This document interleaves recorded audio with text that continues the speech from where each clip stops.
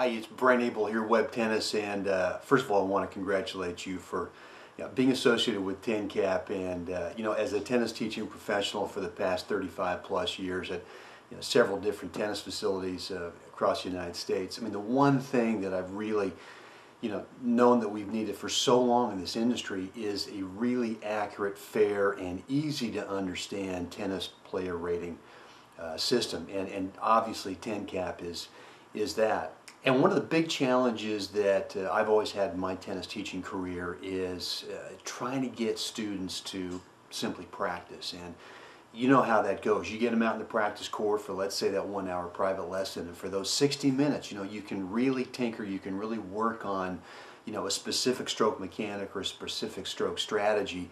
And during that hour, you can get them going and everything gets worked out, but you know as well as I do, as soon as they leave that teaching court, a certain percentage of that instruction is just gone out of their brain.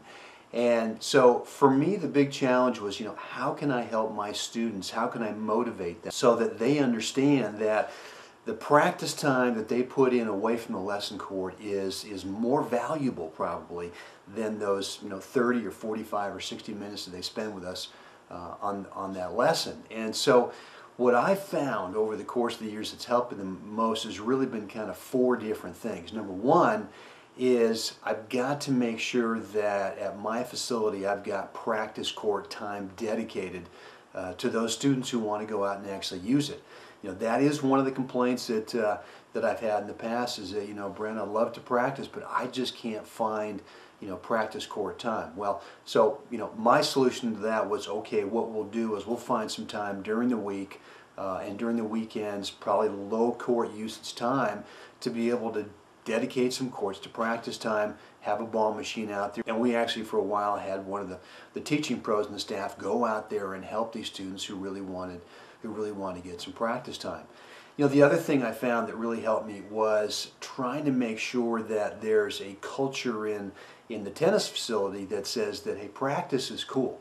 A lot of students get a little intimidated about going out there, and they might even get a little embarrassed with some of their friends watching them practice. So, what I found is I had to make sure that there was a real culture going on in the tennis facility that said, hey, practice is really a cool thing to do, it's fun to do, and the benefits obviously are that, you're going to get better.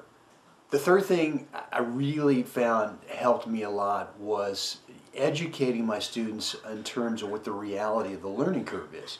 It's one thing for you to be able to have someone in the lesson court and then encourage them when they leave, hey, I want you to go out and practice for 30 minutes, 60 minutes before I see you next time.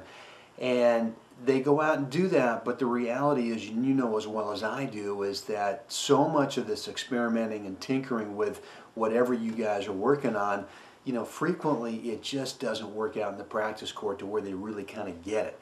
And so my experience has been that if I educate my students to what the reality of the learning curve is, meaning that there's a good chance when you go out and practice this on your own, especially the first few times, it's just not going to feel as good as it did on the lesson court, and that's normal. That's okay. You got to kind of work through this yourself. So if they can go out there with the mindset that, hey, this is not failing, it's just kind of feedback when things aren't going right, I think the reality is they understand that learning curve better, and they're much more motivated to go out there and keep practicing.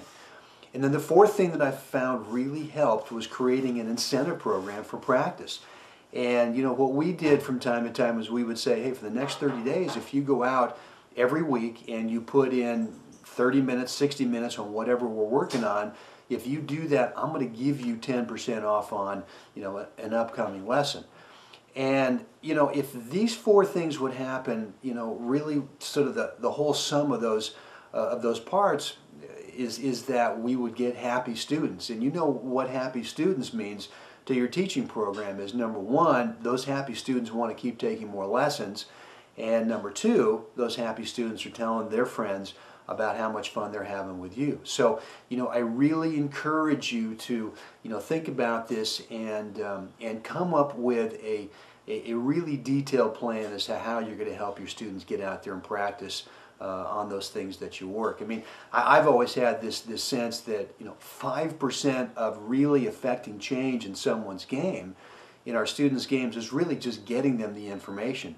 You know, the other 95% is, can they actually go out there and find the time, number one, to be able to practice, but number two, to be able to sort of go through all those ups and downs of the learning curve to where they really kind of get whatever it is you're working on.